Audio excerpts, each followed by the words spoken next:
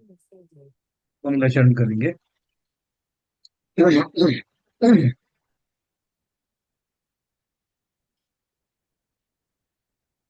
ओम नमः सिद्धेभ्य। जय श्री ओम ओम नमः नमः सिद्धेभ्य। शिवाय। जय श्री ओम ओम नमः नमः सिद्धेभ्य। शिवाय। मंगलम ओम भगवान भगवान वीरो वीरो मंगलम मंगलम गौतमो गणे मंगलम कुंद कुंदाद्यो जैन धर्मोस्तु मंगलम। सर्वमंगल मांगल्यम सर्वकल्याण कारकम प्रधानम सर्वधर्माणां जैनम जयतु शासनम। जैनम जयतु शासनम। जैनम जयतु शासनम। मोक्षमार्गस्य नेतारं वेत्तारं कर्मभूभृतां ज्ञातारं विश्वतत्त्वानां वंदे तद्गुणलब्धये।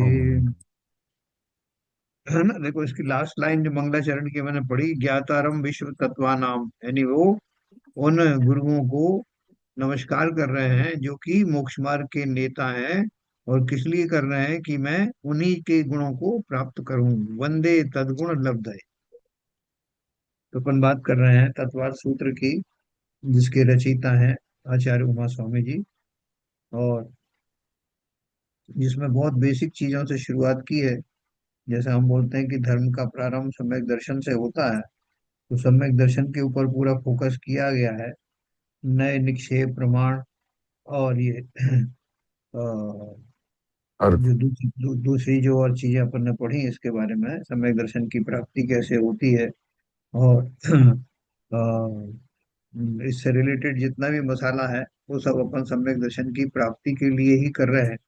तो क्योंकि सम्यक दर्शन वास्तव में, फिर उस सम्यक दर्शन के भेद हमने पढ़े, निमित्तों की अपेक्षा भेद पढ़े। सम्यक दर्शन तो एक ही प्रकार का होता है, यानी जिससे वेद विज्ञान पूर्वक स्व की प्रतीति होती है और पर से सर्व प्रकार से निवृत्ति हो, ऐसी श्रद्धा का उद्गम होना ही सम्यक दर्शन है। उस सम्यक दर्शन में बहुत सारे निमित्तों के का आश्रय जो कहीं कहीं मिलता है, इसलिए उन आश्रयों को या उन निमित्तों को बयान करने के लिए सम्यक दर्शन के भेद में उनको शामिल किया गया है। जबकि वास्तव में सम्यक दर्शन एक ही प्रकार का है। जैसे हम आज्ञा सम्यक बोलते हैं, वेदना सम्यक बोलते हैं, रिद्धि सम्यक बोलते हैं, वो सारा सब क्या है कि जिन निमित्त पूर्वक वो सम्यक दर्शन हुआ है, उन निमित्तों को कहने के लिए कहा जाता है। लेकिन सम्यक दर्शन का एक ही प्रकार है। व्यवहार सम्यक भी कहने का उपचार है। वास्तव में सम्यक तो वो भी नहीं। इसलिए सब प्रकार से आश्वस्त होकर के एकमात्र जो करण लब्धि पूर्वक होने वाला जो सम्यक है वो एक ही प्रकार का होता है। वही वास्तव में मोक्ष का द्वार है, धर्म का प्रारंभ है। उसी के द्वारा केवल ज्ञान आदि होते हैं, उसी के द्वारा सिद्ध बना जाता है। तो ये हमने बड़ी प्रकार से जान लिया। तो इसलिए बाकी जितने निमित्त हैं उन निमित्तों को जानकारी के लिए जान लेते हैं कि जीवों को किस किस तरह से सम्यक दर्शन होता है। और उनमें से कोई भी निमित्त किसी पर भी घटित हो सकता है। इस संदर्भ में हम कल बात कर रहे थे कि देव दर्शन से भी सम्यक बताया गया है। तो देव दर्शन से सम्यक सोच करके बहुत सारे लोगों ने उसमें बहुत भ्रांतियां खड़ी कर दी हैं। कुछ लोग तो बोलते हैं कि जो 7 प्रतिमा जो प्रतिमाधारी होते हैं, 11 प्रतिमाओं में से, तो पहली प्रतिमा ही जो है वो दर्शन प्रतिमा है। तो दर्शन प्रतिमा का अर्थ ही यह है कि निर्मल प्रकार का सम्यक्त, यानी सम्यक में कोई अतिचार ना हो, ऐसा सम्यक्त पहली प्रतिमा में आता है। तो लोगों ने उसका जो है अपभ्रंश निकाल लिया कि दर्शन प्रतिमा का अर्थ है जिनेंद्र देव के दर्शन करना। क्योंकि अपन अब अभी पढ़ने वाले हैं दोबारा से कि जो जिनेंद्र देव के दर्शन से जहां जहां सम्यक की प्राप्ति बताई है, उसका वास्तविक अर्थ क्या है। तो दर्शन से होता है या दर्शन के पीछे होने वाले भावों से होता है, वो हम और भी विस्तार से पढ़ेंगे। और जिससे हम ये जान जाएं कि वो जो दर्शन प्रतिमा है उसका स्वरूप खाली प्रतिमा के दर्शन करना नहीं, उस वास्तविक उस सम्यक की धरातल पर खड़ी होने वाली ही वो सारी प्रतिमाएं होती हैं। सम्यक दर्शन जो बेसिक चीज है, बेस है, आधार है, उसके ऊपर ही बाकी शेष प्रतिमाएं खड़ी होती हैं। जब वो आधार ही नहीं रहेगा तो बाकी प्रतिमाएं खाली उपचार रूप से कोई माने तो माने, बाकी वो होती नहीं। ये भी अपन चर्चा करेंगे। और आज थोड़ा सा जल्दी निकलना है, वो जैन भवन में कुछ प्रोग्राम है, तो मैं एक 10 मिनट पहले हम समाप्त करेंगे उसको। देखिए,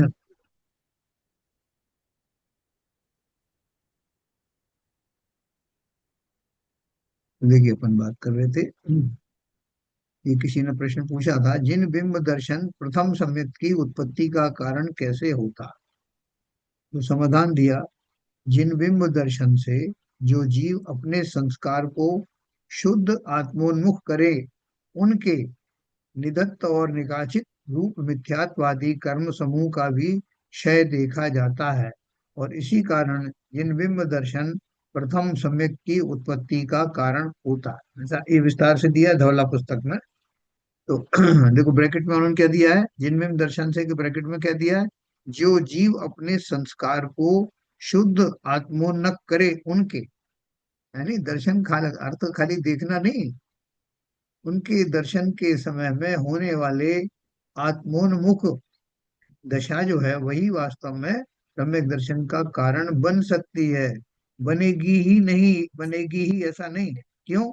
क्योंकि उतना उतना उपयुक्तता उसमें हो, उस लेवल का उसमें आत्मोन्मुखता हो, तब सम्यक तो होता है। सम्यक ऐसी कोई साधारण चीज थोड़ी। मतलब आप देखिए कि उस दर्शन में इतनी ताकत हो कि वो जो पंच लब्धियां पूर्वक करण लब्धि आदि के भाव वहां घटित हो जाएं, तब सम्यक तो होता है। सम्यक का कोई अल्टरनेटिव नहीं है कि एक बार तो करण लब्धि पूर्वक कर लो, एक बार जनन देव को देख के कर लो, एक बार कहीं और से कर लो ना। हर एक में वही लेवल के भाव आने होंगे, चाहे वो सिंह की पर्याय में हो, चाहे मनुष्य की पर्याय में हो, चाहे जिन्हें देव के दर्शन करते हुए हो, चाहे एकांत में चिंतन करते हुए हो, दशाएं कुछ भी हो सकती हैं। लेकिन जब तक वो कर्ण लब्धि वाले परिणाम का उनका उदय ना हो, जब तक वो आत्मसन्मुख ना हो, तब तक सम्यक दर्शन नहीं होता। ये आप बहुत अच्छे से समझ लेना। सस्ते में मिलने वाली चीज नहीं, उसके भाव उस उतने लेवल के आने चाहिए। तो ये जिन बिंब दर्शन के पीछे रहस्य ये है कि वो जिन बिंब के सामने खड़े होकर के जब उनका चिंतन आदि करता है जीव, तो देखा गया है कि बहुत सारे जीवों को उनके निमित्त से ऐसे उस लेवल के भाव हो जाते हैं। भाव हो गए तो होगा, नहीं हुआ तो नहीं।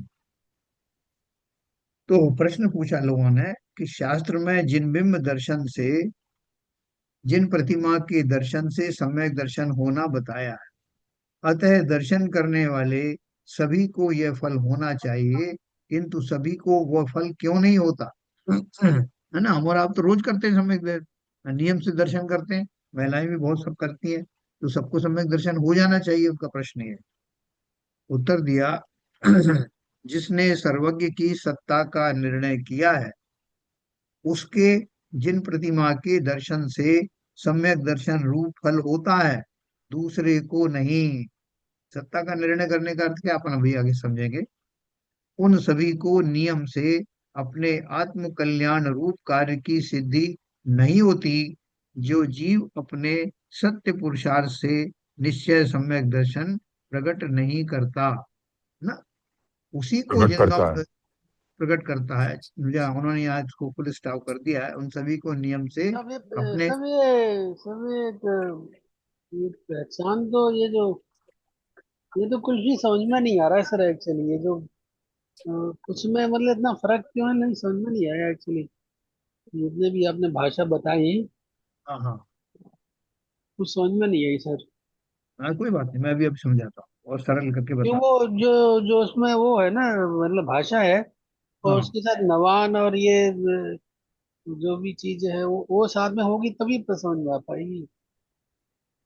हाँ, नहीं, मैं इसको सिंपलीफाई करता हूँ अभी, एक मिनट, ये थोड़ा शास्त्रीय भाषा है, आप सही कह रहे हो, मैं इसको सिंपल करता हूँ अभी। ये पैराग्राफ पढ़ के उत्तर मैं उसको व्याख्या करता हूँ। उन सभी को नियम से अपने आत्म कल्याण रूप कार्य की सिद्धि नहीं होती। किनको नहीं होती सिद्धि, है ना, ये एक लाइन थोड़ी छूट गई लगता है। ऊपर लिखा है, जिसने सर्वज्ञ की सत्ता का निर्णय किया है, उसके जिन प्रतिमा के दर्शन से सम्यक दर्शन रूप फल होता है, दूसरे को नहीं। दूसरे कौन? उन सभी को नियम से आत्मकल्याण रूप कार्य की सिद्धि नहीं होती। किनको? जिन्होंने ये नहीं किया, क्योंकि आगे का सेंटेंस दूसरा आ रहा है, जो जीव अपने सत्य पुरुषार्थ से निश्चय सम्यक दर्शन प्रकट करता है, उसी को जिन बिंब दर्शन निमित्त कहा इसकी जाता आवाज है। इसको म्यूट करिए सर साहब। ये आवाज कैसी चल रही है? आवाज नहीं आ रही? ये म्यूट कर दीजिए इनको।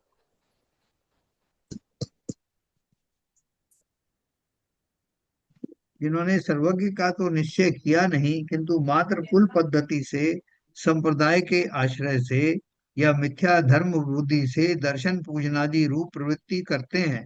और कितने जो मत पक्ष के हठाग्राही बने से अन्य देव को नहीं मानते, मात्र जिन देवादिक के सेवक बने हुए हैं, उनके भी नियम से अपने आत्म कल्याण रूप कार्य की सिद्धि नहीं होती। देखो ये पूरा पैराग्राफ में क्या बताया उन्होंने, क्योंकि ये किसका उत्तर चल रहा है? उत्तर ये है कि सभी लोग जो है जिन के दर्शन करते हैं, तो उनको क्यों नहीं सम्यक दर्शन होता। इसका उन्होंने उत्तर दिया है। तो बोले कि शास्त्रीय भाषा में दिया हुआ है। इसका सिंपल बात यह है कि जिन जीवों को सर्वज्ञ की सत्ता स्वीकार करने का अर्थ क्या है? सर्वज्ञ कौन है? केवल ज्ञानी को सर्वज्ञ कहा ना। केवल ज्ञान की प्राप्ति कैसे होती है? केवल ज्ञानी की प्राप्ति कैसे होती है? तो उसमें सम्यक दर्शन की जो महत्ता छुपी हुई है ना, केवल ज्ञानी ने को हमने माना है कि वो सम्यक दर्शन पूर्वक, सम्यक ज्ञान पूर्वक होने वाला जो ज्ञान है, उनका बढ़ते बढ़ते केवल ज्ञान होता है, वो सर्वज्ञ बन जाते हैं। और अपन मेरी भावना में पढ़ते हैं ना, जिसने राग द्वेष काम आदि के जीते सब जग जान लिया। यानी जिन्होंने राग द्वेष आदि को जीत लिया वही केवल ज्ञानी बनते हैं, सर्वज्ञ बनते हैं। तो यहाँ सर्वज्ञ की सत्ता का अर्थ क्या है कि वो समस्त नियमावली को हम जानते हैं कि भगवान किसे कहते हैं, भगवान किस प्रकार बनता है। जिन्हें राग द्वेष मोह आदि को छोड़ दिया। और राग द्वेष मोह आदि छोड़ने के लिए क्या कारण है? उसका उपाय क्या है कि मैं अपने और बाकी सब पदार्थों के बीच में भिन्नता का अनुभव कर सकूं। सिंपल फार्मूला क्या है? सर्वज्ञता की जो बात कर लो, ये तत्व निर्णय कर लो, सब में एक ही बात बताई है कि मेरी गलती क्या है कि मैं स्वयं को संसार के और पदार्थों से जुड़ा हुआ महसूस करता हूँ।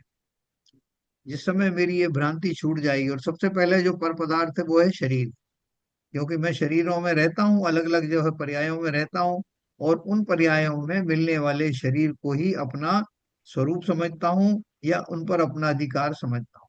ये छोटी सी भ्रांति कहो, ये बहुत बड़ी भूल है।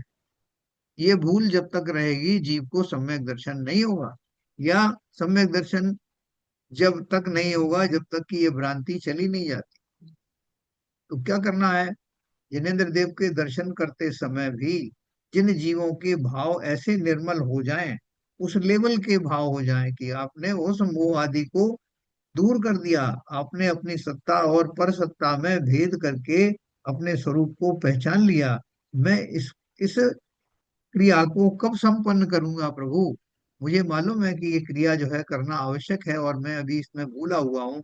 ऐसा रोज रोज कहने से, रोज रोज अनुभव करने से एक दिन वो व्यक्ति जिनेन्द्र देव के दर्शन करते हुए या अकेले में या किसी और परिस्थिति में भी उन भावों को लेकर आ सकता है जिन पूर्वक उसे भेद विज्ञान की प्राप्ति होती है। भेद विज्ञान क्या है? मैं अन्य सभी समस्त पदार्थों से अलग हूँ। शरीर आदि मुझे मिलता जरूर है, लेकिन मैं शरीर आदि से जुड़ता नहीं हूँ। रोग आदि सब प्रतिकूल दशाएं शरीर में होती हैं और मैं शरीर नहीं हूँ। ऐसा विश्वास भली प्रकार से होना, यही श्रद्धान का सम्यकपना है। इसी को सम्यक दर्शन कहते हैं। तो कैसे करें उस सम्यक दर्शन को?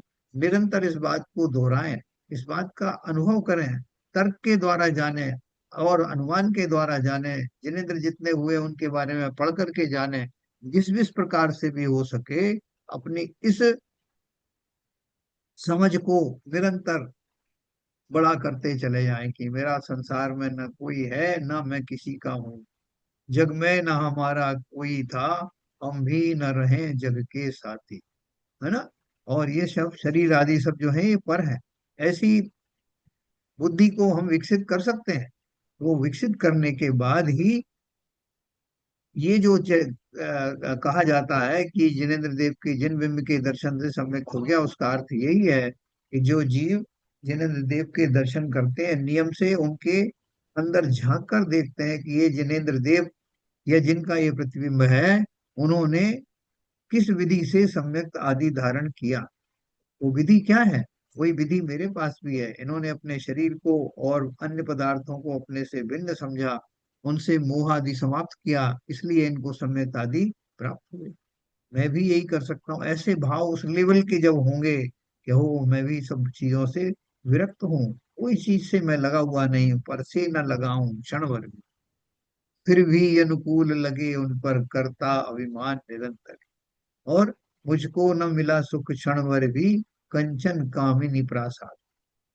मैं एकाकी एकत्व लिए सब ही आते, तन धन को साथी समझा था, पर ये भी छोड़ चले जाते। ऐसा भावों की निरंतरता बनी रहे तो आज नहीं तो कल जिन प्रतिबिंब के दर्शन करते हुए, और भी बहुत सारे तरीके हैं, लेकिन यहाँ जिन प्रतिबिंब का दर्शन की बात आई है तो अपन उस पर जोर दे के बोल रहे हैं कि जिन प्रतिमा का दर्शन साधारण रूप से तो बहुत लोग करते हैं, लेकिन जिनके भाव इस लेवल के आ जाते हैं कि धन्य है प्रभु, धन्य धन्य है आपने वाटो कर्मों को नाश किया, और मैं भी पीछे नहीं हूँ, मैं भी ये कर सकता हूँ।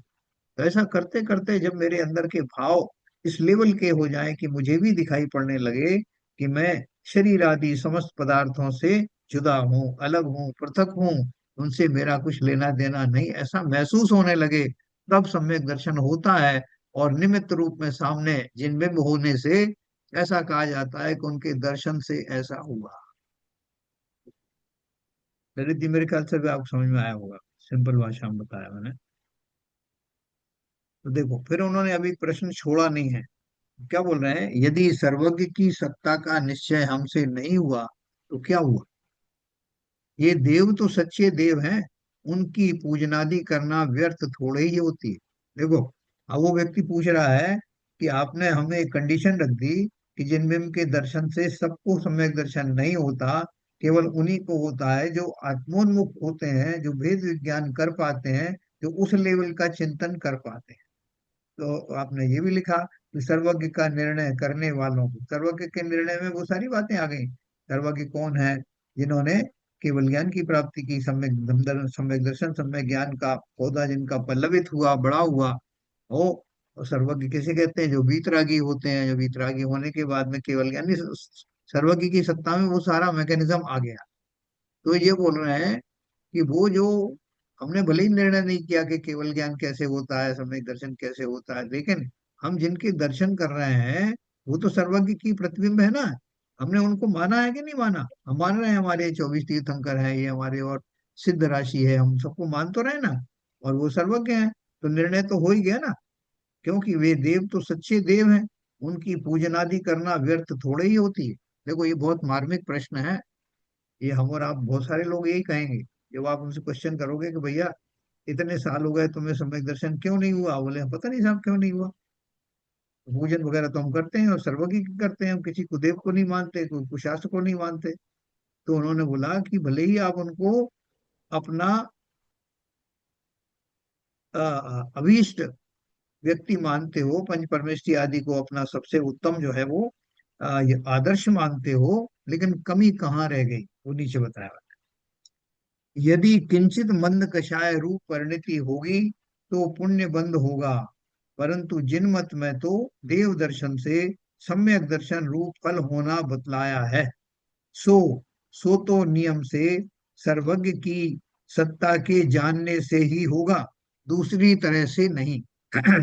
इसलिए जिन्हें सच्चा जैनी होना है, उन्हें तो सतदेव, सदगुरु और सत शास्त्र के आश्रय से सर्वज्ञ को सत्ता का तत्व निर्णय करना योग्य है।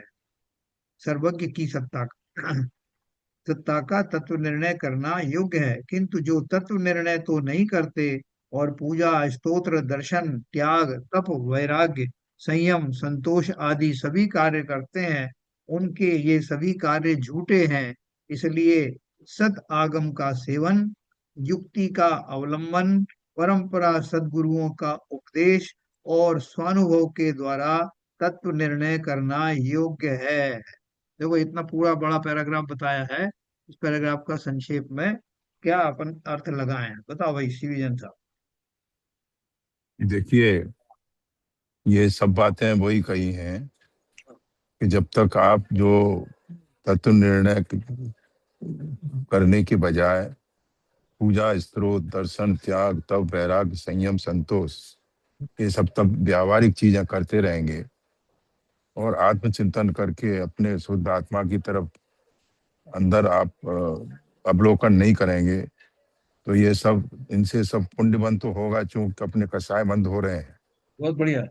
मगर जो अपना लक्ष्य है तत्व निर्णय करने का, पर और स्वपर का भेद विज्ञान करने का, वो पूरा नहीं हो पाएगा। वो पूरा जब तक नहीं होगा, जब तक पांचों लब्धियां नहीं मिलेंगी, जब तक कर्ण लब्धियों की पांचों लब्धियां नहीं मिलेंगी, जब तक स्वानुभूति में अंतर में बैठकर हमें वो शुद्ध आत्मा के दर्शन नहीं होंगे, तब तक सम्यक दर्शन पैदा प्राप्त नहीं हो सकता। और ये सब क्या कहते हैं, व्यवहार की व्यवस्था है, पुण्यबंत तो होगा और सम्यक दर्शन नहीं हो सकता।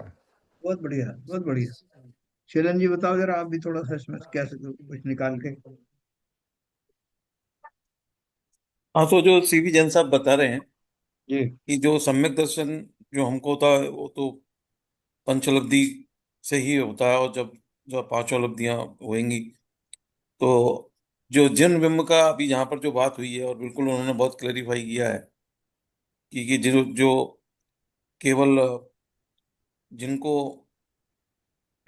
सम्यक सर्वज्ञ के जो गुणों को आत्मसात करना चाहता है या उनके गुणों को लेके चलना चाहता है, उन्हीं को जिन बिंब के जो जो फर्स्ट जो उनका अ, रहता है। बाकी तो व्यवहार की दृष्टि से इसको बोला जाता है। और किंचित मतलब अपना मन कसाय तो रहती है उस टाइम में जब आदमी दर्शन करता है। कोई मिथ्याभाषी भी दर्शन करते हैं या कोई भी दर्शन करता है तो मन कसाय रहती है, तो उसका लाभ तो मिलता है। तो वो उससे वो भी एक एक आपकी सम्यक दर्शन मिलने की एक एक लाइन हो सकती है, क्योंकि वो मसाए आपकी कसाय मंद होती जाए धीरे धीरे, और एक दिन जाके आपको सम्यक दर्शन हो सकता है। ठीक तो बात। हम्म, हाँ बिल्कुल जी। बिल्कुल जी, बताइए इसमें तो जो लिखा है, किंतु जो तत्व निर्णय तो नहीं करते और पूजा, स्तोत्र, दर्शन, त्याग, तप, वैराग्य, संयम, संतोष आदि सभी कार्य करते हैं, उनके ये सभी कार्य झूठे हैं। झूठे हैं क्या? इनसे तो बहुत कुछ प्राप्ति होती है, सब जगह तो इनके बारे में लिखा हुआ है कि त्याग दो, त्याग करो, तप करो, वैराग्य धारण करो। तो ये इनको झूठा क्यों होता है? नहीं सर, वास्तव में झूठे ही हैं।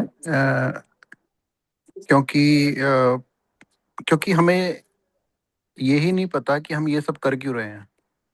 हम्म। तो अगर अंतिम लक्ष्य मोक्ष प्राप्त करना है, केवल ज्ञान प्राप्त करना है, तो फिर इन बाह्य क्रियाओं से कुछ होने वाला नहीं है। तो इस अपेक्षा से तो ये असत्य ही है। हम्म। लेकिन अ, चूंकि ये आंतरिक विषय है, अब इसको जनरलाइज नहीं किया जा सकता कि जो सभी पूजा करने वाले हैं उनका सभी का यही वो है, क्योंकि ये बहुत ही आंतरिक विषय है। और केवल ज्ञान या तो वो जीव स्वयं जानता है कि कैसे भाव चल रहे हैं, या फिर केवल ज्ञान ही जानता है। तो इसलिए जो लोग क्रिया कर रहे हैं, जो लोग पूजा पाठ कर रहे हैं, उनके आंतरिक भाव किस लेवल के हैं वो तो वही व्यक्ति जानता है। तो इसलिए इसको जनरलाइज नहीं किया जा सकता। मेरा इतना ही पॉइंट है। देखो इसमें एक बात है। आपने कोई डिश बनाई, उसमें शक्कर भी डाली, तो उन डिश के अंदर में बहुत सारे कंस्टिट्यूएंट्स हैं, बहुत सारी चीजें आपने डाली, आटा डाला है, मेवे डाले हैं और खुशबू की चीजें डाली हैं। तो लेकिन उसमें जो शक्कर पड़ी है, मिठास किससे आने वाली है? उन सब से आएगी या शक्कर से आएगी? है ना? आप बोलोगे नहीं साहब देखो, ड्राई फ्रूट हमने बहुत ज्यादा डाले, उन्होंने थोड़े कम डाले थे, मैंने और ज्यादा डाले, मैंने इसको और अच्छा भूना, इसमें और चीजें डाली। लेकिन इन सब के बावजूद भी जो मिठास है वो किसमें से आएगी? वो तो शक्कर से आएगी। से आएगी। तो ठीक उसी प्रकार से ये जो पदार्थ हैं, इनको इनको नकारा नहीं किया है। आपने सही कहा, एक अपेक्षा से बताया है। हमारी भूमिकाओं में हम पूजा, स्तोत्र, दर्शन सब करते हैं, त्याग, तप, संयम आदि भी करते हैं। तो ये झूठे नहीं है। झूठे किस सेंस में कहा कि ये आपके उस मंतव्य को की पूर्ति नहीं होने वाले उससे। क्योंकि जब तक वो पूजन में सब तरह के लोग होते हैं। एक सम्यक दृष्टि भी पूजन करता है, लेकिन सम्यक दृष्टि की ही अपन बात करें, वो भी जब ये पूजन आदि करता है, बाह्य जो आचरणों की प्राप्त का साधन करता है, तो उनसे उसे भी कल्याण नहीं हो रहा। उसके भाव आते जरूर, उससे पुण्य आदि के बंद तो होगा, लेकिन जैसे मिठास शक्कर से ही आएगी, उसी प्रकार से उस पूरे अनुष्ठान के बीच में होने वाले आत्मानुभूत मुख वाले जो भाव हैं, उन्हीं से सम्यक दर्शन की प्राप्ति होगी। या वो ऑलरेडी सम्यक दृष्टि है तो उसी में वृद्धि होगी, उसके आगे का जो चरित्र आदि का निर्माण उसी से होगा। लेकिन वो जो आत्मानुमुख वाली दशा है वही वो काम करेगी। उसके बाकी के जो और क्रियाएं साथ में चलेंगी, उनसे भी कार्य, उनसे भी कुछ ना कुछ तो होगा, लेकिन क्या होगा, उनसे आपको पुण्य आदि की प्राप्ति होगी, प्रशस्त पुण्य की प्राप्ति होगी। उसको झूठा मात्र इसलिए कहा गया कि जो सम्यक दर्शन का उपाय है, उन उपायों में वो शामिल नहीं। वो जब सम्यक दृष्टि की ही बात करो, मिथ्या दृष्टि की तो छोड़ो, वो भी जब ये बाह्य तप आदि करेगा, दर्शन आदि करेगा, तो उसको प्रशस्त पुण्य का तो बंद होगा, लेकिन उसका सम्यक दर्शन वाले या केवल ज्ञान वाले जो भाव हैं, वो प्रशस्त नहीं होंगे। इसलिए सम्यक दृष्टि जीव जो है वो आगे चला जाता है, पांचवें गुण स्थान में आ गया, छठे गुण स्थान में आ गया, तब भी उसको वो उपलब्धि नहीं मिलती। इसलिए वो सातवें गुण स्थान ऑनवर्ड्स फिर श्रेणी आरोहण करता है। श्रेणी आरोहण क्या है? वही वीतराग भावों को हिलाने की दिशा में और एक स्टेप आगे की चीज है। तो यहाँ दोनों बातों को भली प्रकार समझना। मैंने देखो लिखा है, यदि किंचित मंद कषाय रूप परिणति होगी तो पुण्य बंद अवश्य होगा। हम और आप सब जो है जाते हैं मंदिर में, तो हमारा बार खाली नहीं जाता, कि हम इस बात को समझ गए इसलिए हम मंद कषाय होके जाते हैं। अंदर भी जितनी देर पूजन चलती है मंद कषाय रहता है, तो हमारे पुण्य मंड होता रहता है, या हम पूजन करते हैं, स्तोत्र कर पढ़ते हैं, दर्शन करते हैं, इस पूरी प्रक्रिया में हमें लाभ तो होता है, लेकिन लाभ किस जाति का होता है? पुण्य आदि तक ही सीमित है ना। एक पूजन में लिखा गया ना, अब तक चढ़ाए अर्घ जितने स्वर्ग तक तो ले गए, अब तक चढ़ाए अर्घ जितने स्वर्ग तक तो ले गए, लेकिन परम सुख के चरम तक पहुंचने से रह गए। लेकिन सर परम आपने सुख के चरम तक पहुंचने से रह गए, है ना। सर तो आपने ये, ये बहुत बढ़िया बात बताई जी कि ये पूरे गद्य के अंदर अभी हम तो एक ही बात समझ रहे थे, जो थी, जो सम्यक दृष्टि नहीं है वो इस तरह की पूजन क्रियाएं करते हैं, हाँ, तो उनके लिए ये फलदायी नहीं है जब तक कि आत्मानुभूति नहीं होगा। जी जी, मगर ये बात सम्यक दृष्टि के लिए भी लागू होती है, लागू होती है। क्योंकि वो चतुर्थ गुण स्थान में सम्यक दृष्टि प्राप्त करने के बावजूद भी वो इन क्रियाओं का आलम्बन तो लेता है, मगर उसकी आत्मानुभूति की जब तक विशुद्धता नहीं बढ़ेगी, विशुद्धता चरम सीमा तक नहीं आएगी, तब तक क्या कहते हैं, वो आगे केवल ज्ञान प्राप्त नहीं कर सकता। हाँ, उसको भी यही सब मिलेगा जो हमको मिल रहा है, थोड़ी क्वालिटी उसकी पुण्य की बेटर होगी। वो उसको एक ही फायदा है कि उसको सम्यक दर्शन प्राप्त हो चुका है, जो यस, बाकी बाकी सम्यक अनुभव या मिथ्या दृष्टियों को अभी नहीं हुआ है, या द्रव्यलिंगियों को नहीं हुआ है। Correct correct. तो देखो, इसलिए क्या करना, देखो लास्ट में उन्होंने एक लाइन लिखी है, इसलिए सत आगम का सेवन, युक्ति का अवलंबन। सतागम का सेवन अच्छे शास्त्रों का जो जो आ, आत्मान्मुख होते हैं, जैसे द्रव्यान योग आदि के ग्रंथों का पढ़ना आदि चारों ही अनुयोग है। युक्ति का अवलंबन यानी उनमें लॉजिक लगाना, लॉजिक लगाकर सोचना कि ये बात कही गई, ये कहाँ तक सत्य है। वास्तव यहाँ में पर मैं, यहाँ पर तर्क का मुख्य रूप से वर्णन किया गया है। हाँ, युक्ति का तर्क अवलंबन। हाँ, हाँ, और तो परम, यहाँ पर ये चीज सिद्ध होती है कि सम्यक दृष्टि प्राप्त करने में या आगम के जो सिद्धांत है उनको समझने में तर्क का बहुत बड़ा रोल है। बिल्कुल तर्क का एग्जिस्टेंस हमेशा होता है। तर्क के बेसिस पे तो आप समझोगे कि अगर ये शास्त्रों में कहा है कि मैं अलग हूँ, शरीर अलग है, तो तार्किक बुद्धि से कहेंगे कि भाई कैसे अलग है, सिद्ध करो। तो अपन बोलते हैं साहब कि जीव मरता है और उनके पुनर्जन्म होते हैं, तो वो जीव कहाँ चला जाता है और वो शरीर कहाँ जाते हैं, और हमेशा शरीर मेरा कहना क्यों नहीं मानता। तो सब युक्तियों का अवलंबन करोगे तो आपको समझ में आएगा ये सब अलग हैं। कभी कभी सिंक्रोनाइज हो जाते हैं मेरे भावों से, तो मानने लगता हूँ कि ये मेरी आज्ञा में चलते हैं। वो ये तो सारी निमित्त युक्तियां, निर्देश संबंध की वजह से होते हैं। हाँ ये युक्तियां लगाते रहना। इसलिए क्या कहा, सत आगम का सेवन, तीन बातें हैं। सत आगम का सेवन, युक्ति का अवलंबन, तथा परंपरा सदगुरुओं का उपदेश। ये परंपरा से जैसे कुंदकुंदाचार्य आदि चले आ रहे हैं महावीर स्वामी के बाद में, वो सारे परंपरा सदगुरु हैं, उनका उपदेश। और लास्ट में अंतिम क्या है, इन सबको लेने के बाद क्या करना, स्वानुभव के द्वारा ये सब लॉजिक्स वॉजिक्स लगा करके स्वयं में चिंतन करना। ये बातें सदगुरुओं ने कहा, ये कहाँ तक सच है, ये मैंने भी ऐसा महसूस किया, ये सच है क्या। और अगर ये शरीर को मैं अपना मानूं तो क्या गलतियां होंगी, किस किस परेशानी में मैं आ जाऊंगा अगर इस लॉजिक को मानता हूं तो जो बहुत सारे लॉजिक रखना, उस लॉजिक में से जो प्रबल लॉजिक आपको लगे, सब तरह से कन्विंसिंग लगे, इसमें कोई डाउट ना आए, वही युक्ति का आलम्बन लेना, है ना। इसको नलीफाई करते जाना। कई बार अपने को, अपन कोई प्रश्न सॉल्व करते हैं मैथमेटिक्स का, और पीछे जो उसके उत्तर छपे होते हैं, अब तो पता नहीं आजकल छपे होते हैं कि नहीं, उससे मैच करते हैं। जब उस पैसा मैच नहीं करता तो हम अपने उसको प्रोसेस को फिर से चेक करते हैं कि क्या कारण है, उत्तर वो नहीं आया, उत्तर तो सही लिखा हुआ है वहाँ। वो ठीक उसी प्रकार इलिमिनेशन है, प्रोसेस आपको फॉलो करना पड़ेगा। करना पड़ेगा इलिमिनेशन प्रोसेस फॉलो करना पड़ेगा। कि क्यों नहीं सम्यक दर्शन हुआ, इससे नहीं हुआ, इससे नहीं हुआ, इससे नहीं हुआ, तो अब क्या बचा।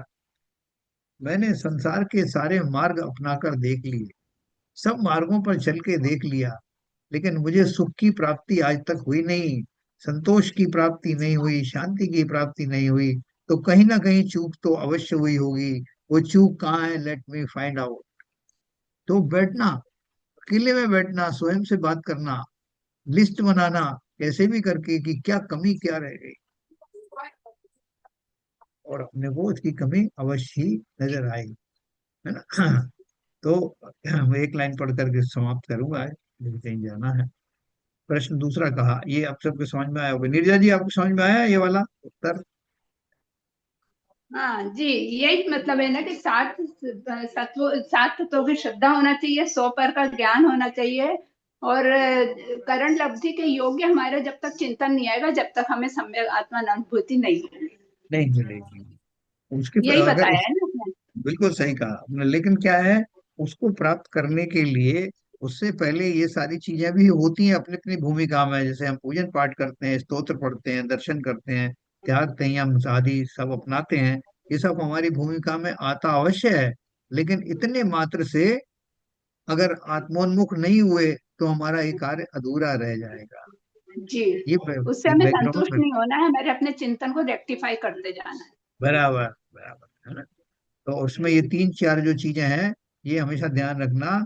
आगम का, सत आगम का सेवन, युक्ति का अवलंबन, परंपरा सदगुरुओं का उपदेश, और स्वानुभव के द्वारा तत्व निर्णय करना योग्य है। तत्व निर्णय में वो सब चीजें आ जाती हैं कि मैं कौन हूँ, अजीब आदि मुझसे क्यों अलग है, मेरे किस चिंतन के कारण कर्मों का आश्रव होता है और उनका बंद होता है, किस चिंतन से वो रुक जाते हैं, किस चिंतन से वो निर्जरित होते हैं, और किस चिंतन से संपूर्ण उनका सत्ता से निकल जाना होता है।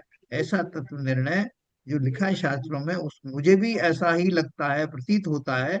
ऐसी अपनी प्रतीति को दृढ़ करना, यही सम्यक दर्शन के लक्षण।